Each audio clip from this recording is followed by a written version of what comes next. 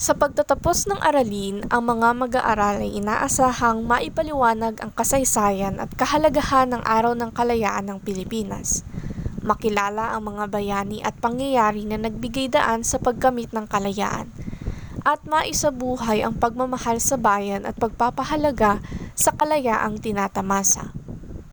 Ang kalayaang tinatamasa natin ngayon ay bunga ng dugo, pawis at buhay ng mga bayaning Pilipino.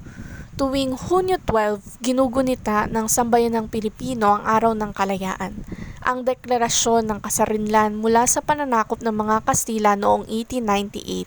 Hindi lamang ito isang mahalagang bahagi ng kasaysayan, ito ay paalala ng sakripisyo, kabayanihan at patuloy na pakikibaka para sa tunay na kalayaan. June 12, 1898. Ipinahayag ni General Emilio Aguinaldo ang kasarinlan ng Pilipinas mula sa Espanya sa Kawit, Cavite. Itinaas ang watawat ng Pilipinas at tinugtog ang lupang hinirang. Ito rin ay proklamasyon ng kalayaan na nasaksihan ng mga opisyal at mamamayan. Mga pangunahing bayani at simbolo ng kalayaan. Una ay si Dr. Jose Rizal.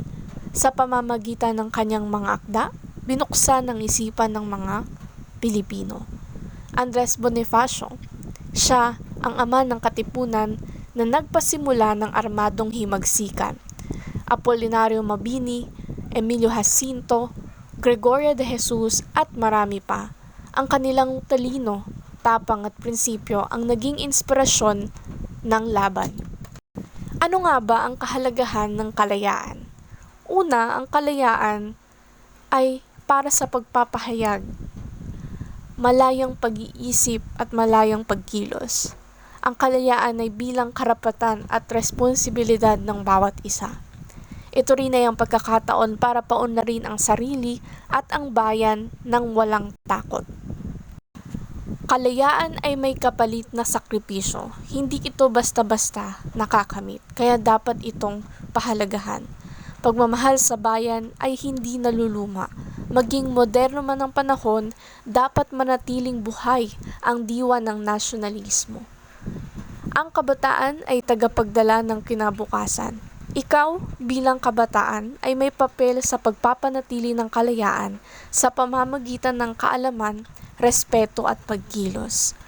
Ihuli, ang kalayaan ay hindi abuso sa karapatan. Ito ay dapat gamitin sa tama para sa kabutihan ng lahat. Ilan lamang iyon sa mga aral na mapupulot natin mula sa paggunita ng Araw ng Kalayaan ng ating bansa.